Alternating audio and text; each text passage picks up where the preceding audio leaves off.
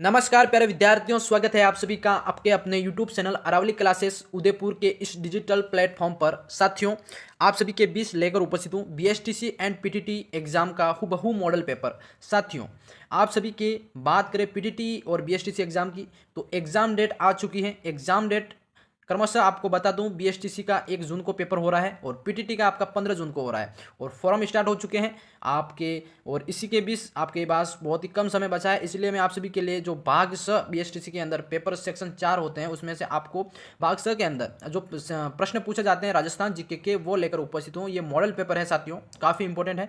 तो जो भी विद्यार्थी 2025 के अंदर बीएसटीसी या पीटीटी करके सरकारी नौकरी टीचर बनना चाहते हैं, ये शानदार मौका आप सभी के पास है।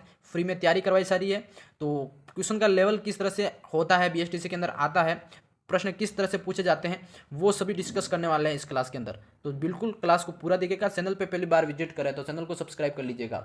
चलिए शुरू करते हैं। आपका पहला प्रश्न है कि हल्दी घाटी एवं खानवा से संबंधित जिलों का क्रमशः सही युग्म कौन सा है। हाँ, तो हल्दी घाटी खानवा से संबंधित जिलों का सही युग्म क्रमशः कौन सा है। तो हल्दी घाटी से संबंधित है आपका राजसमंद और खानवा आपका हो जाएगा भरतपुर से। तो आपका इसमें जो करेक्ट आंसर है भाई वो आपका सोता यानी कि 4th ऑप्शन आपका राइट हो जाएगा। समझ गए। अब बढ़ते हैं क्वेश्चन अगले की तरफ। सवाल नंबर 2 है भाई, देखो 62 है आपका। 1857 के स्वतंत्रता संग्राम का राजपुताना में आरंभ कहाँ से हुआ। देखो इस तरह से प्रश्न पूछे जाते हैं, ठीक है। तो इसमें जो स्वतंत्रता संग्राम 1857 का जो आरंभ हुआ था वो नसीराबाद से हुआ था। कहाँ से? नसीराबाद से होता है। फर्स्ट ऑप्शन आपका इसमें राइट हो जाएगा भाई। अगला क्वेश्चन, राणा कुंभा द्वारा निर्मित अचलगढ़ का किला किस स्थान पर स्थित है। अब बताओ कि अचलगढ़ का जो किला है जो राणा कुंभा द्वारा बनवाया गया था वो आपका कहाँ स्थित है। वो है आपके सिरोही के अंदर माउंट आबू में। कहाँ हो जाएगा? सिरोही के अंदर माउंट आबू के अंदर आपका जो अचलगढ़ का किला जो कि राणा कुंभा द्वारा निर्मित था वो निर्मित है। तो इसको ध्यान रखना है। अगले क्वेश्चन की बात करें। अगला क्वेश्चन आप सभी से पूछा गया साथियों, निम्न में से कौन सी भू राजस्व व्यवस्था राजा टोडरमल से संबंधित है। काफ़ी इंपॉर्टेंट क्वेश्चन है कि भू राजस्व व्यवस्था राजा टोडरमल से संबंधित है। तो साथियों इसमें आपका राइट हो जाएगा हाँ जरीब। कौन सा? सेकंड वाला ऑप्शन आपका राइट हो जाएगा, जरीब आपका करेक्ट हो जाएगा। काफ़ी इंपॉर्टेंट प्रश्न है। अगला सवाल है आपका, सागरमल गोपा का संबंध किस रियासत से है। तो इनका संबंध है साथियों जैसलमेर से हो जाएगा। कहाँ से? जैसलमेर से इनका संबंध है। काफ़ी इंपॉर्टेंट क्वेश्चन है। अगला सवाल आपका पूछा गया, सवाल काफ़ी इंपॉर्टेंट है। आंसर दिख रहे हैं साथियों इसमें, पर आंसर पे गौर मत करिएगा क्योंकि ये जो क्वेश्चन का लेवल किस तरह से है वो आपको बताने की कोशिश कर रहा हूँ। बिल्कुल। अगला सवाल आपका, मकराना में मिलने वाला प्रसिद्ध संगमरमर किस किस्म का है। अब बताना है कि मकराना के अंदर आपका प्रसिद्ध एक संगमरमर मिलता है यानी कि पत्थर, ठीक है। तो उसकी किस्म यानी किस टाइप का है वो। बिल्कुल। तो साथियों बताना है वो है आपका कैल्साइट। उसका प्रकार कौन सा है?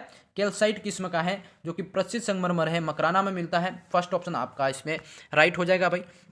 अगला सवाल आप सभी के बीच है साथियों कि निम्न में से किस राजा को अभिनव भ्राताचार्य या फिर हिंदू सुल्तान या फिर साप गुरु या फिर राय रायन एवं गुरु दान गुरु की उपाधियों से जाना जाता है। तो काफ़ी इंपॉर्टेंट क्वेश्चन है। कौन से राजा को भाई अभिनव भ्राताचार्य या फिर हिंदू सुल्तान, साप गुरु या राय रायन या फिर दान गुरु के नाम से ये उपाधियां हैं इनकी, तो उन नाम से जाना जाता है। तो बिल्कुल राणा कुंभा को जाना जाता है। थर्ड ऑप्शन आपका काफ़ी इंपॉर्टेंट है। ये कई बार एग्जाम में पूछा जाता है साथियों, ध्यान रखना है, गड़बड़ नहीं होगा, ठीक है। अगला सवाल की बात करते हैं। सवाल आपका अगला कि सीताबाड़ी में किस जनजाति से संबंधित मेला लगता है। सीताबाड़ी कहाँ है भाई? बिल्कुल, सीताबाड़ी में किस जनजाति से संबंधित मेला लगता है। देखो गरासिया या फिर भील मीणा या फिर कालबेलिया या फिर सहरिया। बताओ भाई कौन सी जनजाति से रिलेटेड लगता है। तो सहरिया जनजाति जो कि आपका थर्ड वाला ऑप्शन प्यारे साथियों राइट हो जाएगा। और ये सहरिया जनजाति कहाँ है? 12 जिले के अंदर निवास करती है अधिकतर, ठीक है। अगले सवाल की तरफ बढ़ेंगे। सवाल है आपका 69। पूछा गया है निम्न में से किस स्थान पर राजस्थान की सबसे प्राचीन सभ्यता के अवशेष पाए गए हैं। काफ़ी इंपॉर्टेंट क्वेश्चन है भाई। बिल्कुल, राजस्थान की सबसे प्राचीन सभ्यता मानी जाती है वो है आपकी कालीबंगा और वहीं पे आपकी इस सभ्यता के प्राचीन अवशेष पाए गए हैं, ठीक है। तो फोर्थ ऑप्शन क्या हो जाएगा इसमें? करेक्ट हो जाएगा। अगला सवाल है भाई आपका, ये रहा सवाल कि रॉक फॉस्फेट की खान कहाँ स्थित है। रॉक फॉस्फेट की खान आपकी जामर कोटड़ा। कहाँ हो जाएगा? जामर कोटड़ा, जो कि कहाँ है भाई? उदयपुर जिले के अंदर है। ठीक है, फोर्थ ऑप्शन आपका करेक्ट हो जाएगा। उदयपुर जिले के अंदर रॉक फॉस्फेट की खान स्थित है। काफ़ी इंपॉर्टेंट सा क्वेश्चन है और इस तरह से क्वेश्चन का लेवल आता है। पहली बार विजिट करें चैनल पे, चैनल को सब्सक्राइब कर लीजिएगा। बिल्कुल। अगला सवाल, ऊंट की खाल पर चित्रांकन किस कला शैली की विशेषता है? काफ़ी इंपॉर्टेंट सा क्वेश्चन है कि ऊंट की खाल पर जो चित्रांकन किया जाता है वो कौन सी कला शैली की विशेषता है। तो साथियों आपके सामने ऑप्शन है, आपको आंसर देना है कमेंट्स में। राइट हो जाएगा आपका बीकानेर शैली का। कौन सा? बीकानेर शैली के अंदर भाई बताया जाता है कि ऊंट की खाल पर चित्रांकन किया जाता है, ये प्रसिद्ध विशेषता है। ठीक है, तो इसमें फोर्थ ऑप्शन आपका राइट हो जाएगा। काफ़ी इंपॉर्टेंट सवाल है, ध्यान रखिएगा। अगला सवाल आपका 72 का, कि भारत में टंगस्टन की एकमात्र खान कहाँ स्थित है? तो भारत में एकमात्र टंगस्टन की खान कहाँ है? तो प्यारे साथियों वो हो जाएगी डेगाना के अंदर। डेगाना आपका सेकंड ऑप्शन राइट हो जाएगा। ठीक है, समझ गए सभी। अगला सवाल, सवाल है आपका 73 का, कि पूरा उत्खनन स्थल, एक तो बागोर है, एक नाडोल है। ठीक है, इन दोनों को ये क्रमशः किन जिलों में स्थित हैं? ठीक है, तो पूरा उत्खनन स्थल बागोर और नाडोल क्रमशः किन जिलों में है भाई? तो एक बागोर की बात करें तो ये भीलवाड़ा में है और नाडोल की बात करें तो पाली के अंदर। तो इसमें भाई आपका थर्ड वाला ऑप्शन है वो आपका राइट हो जाएगा। काफ़ी इंपॉर्टेंट है, इस तरह से सवाल भी पूछे जाते हैं, तो कंफ्यूज नहीं होना है सभी को। ठीक है, तो ये करना है आपको करेक्ट। अगला है भाई, निम्न में से कौन सा युग्म सही सुमेलित है? बताओ कौन सा युग्म सही सुमेलित है? तो मुकुंदरा हिल्स क्या माउंट आबू में है, या फिर आपका सरिस्का सवाई माधोपुर में, या फिर रणथंबोर करौली में, या फिर केवलादेव भरतपुर में? आपको पूछा है भाई केवलादेव सही सुमेलित बताना है। तो सही सुमेलित की बात करें तो आपका जो है केवलादेव, यानी कि केवलादेव भरतपुर के अंदर है। फोर्थ ऑप्शन आपका इसमें करेक्ट हो जाएगा भाई। समझ गए। अब बढ़ते हैं सवाल नंबर 75 की तरफ। हाँ, थार मरुस्थल का विस्तार किन राज्यों तक है? थार मरुस्थल का जो विस्तार है राजस्थान के साथ ही पंजाब में भी है, कुछ गुजरात में भी, हरियाणा में भी, यानी कि फोर्थ ऑप्शन आपका राइट हो जाएगा भाई। फोर्थ ऑप्शन का कंटिन्यू करेक्ट करेंगे। ठीक है, अब बढ़ते हैं सवाल नंबर अगले की तरफ। सवाल पूछा गया आपका कि बेराट में जो पुरातात्विक अवशेष मिले हैं वे किस काल से संबंधित हैं? तो साथियों वो हैं आपके मौर्य काल से संबंधित। ठीक है, तो ये याद रखना है, मौर्य काल से रिलेटेड है। अब बढ़ते हैं सवाल आपके अगले की तरफ। सवाल अगला पूछा गया भाई, बिल्कुल, राजस्थान की स्थलीय सीमा कितने राज्यों को स्पर्श करती है? राजस्थान की स्थलीय सीमा कितने राज्यों को स्पर्श करती है? तो पंजाब, देखो ये याद रखना है, राजस्थान की पंजाब, हरियाणा हो गया, इधर मध्य प्रदेश, उत्तर प्रदेश, इधर से गुजरात हो गया, यानी कि टोटल आपके 4। ठीक है, तो ये 4 राज्यों को, 5 राज्यों को मतलब स्पर्श करती है। चौथा ऑप्शन आपका राइट हो जाएगा। समझ गए। अगला सवाल भाई, बीकानेर में प्रभावित होने वाली नदी कौन सी है?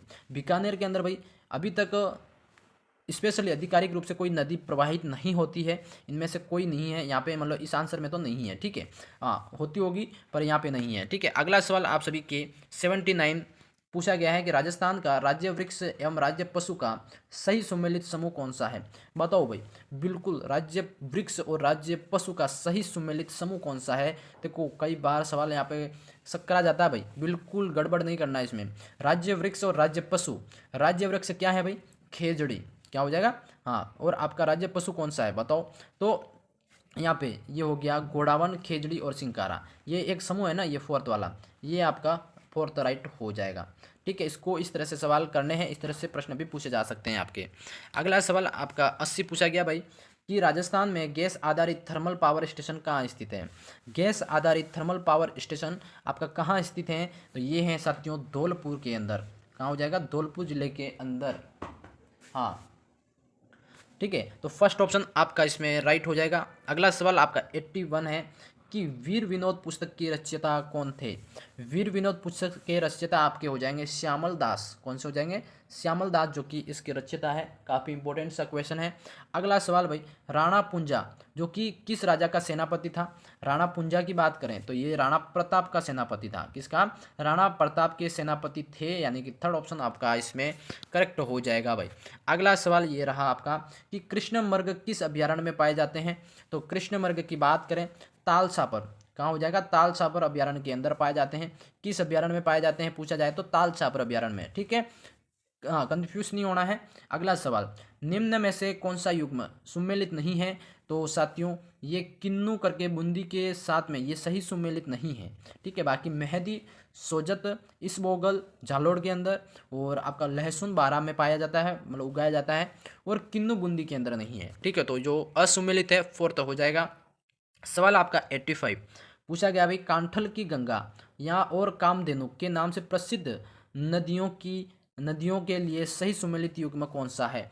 बिल्कुल भाई, बताना है कि कांठल की गंगा किस नदी को कहा जाता है और कामधेनु किस नदियों को कहा जाता है। तो ये सवाल इस तरह से पूछे जाते हैं, आपको घबराना नहीं है और करेक्ट आंसर देना है। तो कांठल की गंगा और कामधेनु किस नाम से मतलब प्रसिद्ध नदियां हैं? कांठल की गंगा माही और चंबल, ये एक नदियों का युग्म है। ये आपका राइट हो जाएगा, फोर्थ ऑप्शन भाई इसमें करेक्ट हो जाएगा। समझ गए सभी? अब बढ़ते हैं सवाल अगले की तरफ। ठीक है, सवाल आपका 86 का पूछा गया भाई। सवाल 86 है कि नाथद्वारा में श्रीनाथ जी की मूर्ति की किसने प्रतिष्ठा करवाई? तो वो थे महाराणा राज सिंह। कौन थे? महाराणा राज सिंह। साथियों आज की क्लास के अंदर आपको टोटल 20-21 प्रश्न करवाए। क्लास में पेपर का लेवल कैसा लगा और कितने प्रश्न आपके सही हो रहे हैं, कमेंट्स में ज़रूर बताइएगा। मैं मिलता हूँ इसी तरह की नेक्स्ट क्लास में। अगर आपको इसी तरह की क्लासेस, इसी तरह के मॉडल पेपर, नए विद्यार्थी हैं जिनको इस तरह के पेपर लेवल देखना चाहते हैं प्रीवियस ईयर्स के, तो ज़रूर बताइए कमेंट्स में। मैं ज़रूर आपको सारे मॉडल सॉल्व करवाऊंगा। चैनल को सब्सक्राइब कर लीजिएगा। मैं मिलता हूँ नेक्स्ट क्लास में, तब तक के लिए जय हिंद, जय भारत मेरे प्यारे साथियों।